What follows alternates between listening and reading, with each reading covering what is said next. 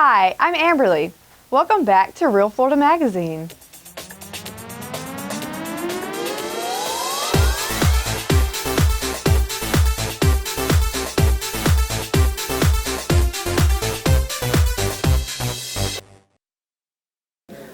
Welcome back. Still here at the Washington County Ag Center.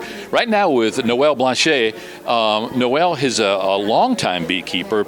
We're making an effort to talk to people who are new in the industry, people who have a lot of years and experience in the industry, as well as some of the government officials and some of the teachers. An opportunity to sort of see beekeeping from all sides. Noel, thank you so much for taking the time to speak with us today. Welcome. Where do you live? I live in Riverview. Riverview is a city about 7 miles south of the Tampa. Okay. It seems like Tampa may be the central or middle or the epicenter of all the beekeeping within Florida. Would that be That's accurate? a big, yeah, it's almost there, yes. Yep. Yeah. Have you ever been up here in the Panhandle before?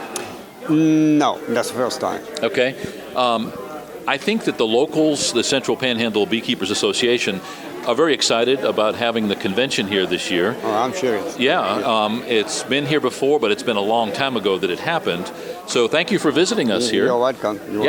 Hopefully you'll have a little bit of time to look around and not just be stuck here at the Ag Center the whole time. Yeah, certainly a little bit around, yeah. Yeah, we have a lot to offer here. So maybe sometime you come back and we'll show you around a little bit. I will, yeah.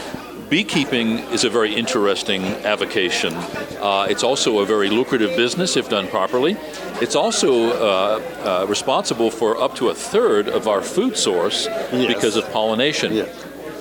Talk a little bit about your beekeeping operation and what you do and where you do it. I'm from Canada and I moved in Florida in 1970. And I worked bees until that time. And when I started raise queen bee, I have to take care of about 1,200 nook, that is queen bee, and I have 350 hive. And we do production, and I do package bees also, while I was shipping my queen in Canada, and package bees in Canada also. Until 85, when we got the mine, they cut the custom, and we just stay in Florida. And I take care of 350 hive. Wow. How did you get into beekeeping? My wife's sister, her husband was a beekeeper in Canada. And when I met her and I started to work with him, and I worked in the bees in Canada for a few years, and I moved in Florida and I started the bees business again. So you were going after a woman and you ended up in beekeeping? Yes. What do you find most rewarding about being in beekeeping?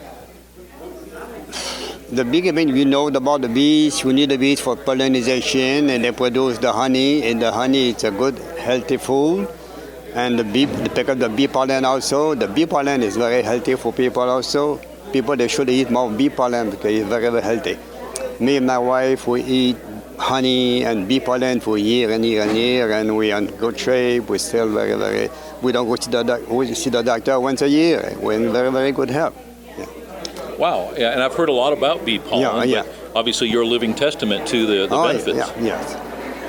What's one of the biggest challenges about keeping bees? Man, you know it's healthy and it's a good hobby. People, they got from a hobby, you learn the nature quite a bit about what God made the bees for some good reason. The honey, it's a good healthy food, and that's good challenge for that, yeah. We see pictures in the news, and I keep mentioning this with everybody that I'm interviewing, especially in Asia, of women on ladders hand-pollinating fruits because their bees are having problems. Are we experiencing some of that here in Florida? We experience that, a little bit in Florida, yes, but I don't know too much about that. So far, for myself, I never have no problem with that yet. We still have problem. That's a big problem. We have found out we need more help I get from the government, try to help find out what's the cause of that. The University of Florida is very aggressive, and there are a lot of sharp people there. Yeah. They do a lot as far as research. Do you rely on some of what they provide in your everyday efforts for beekeeping? Yes, yeah. What geographic area do you cover with your pollinating service? I do about 30 to 40 miles around my house, around Tampa area. I don't move my bees like some big beekeepers, they won't be so far away.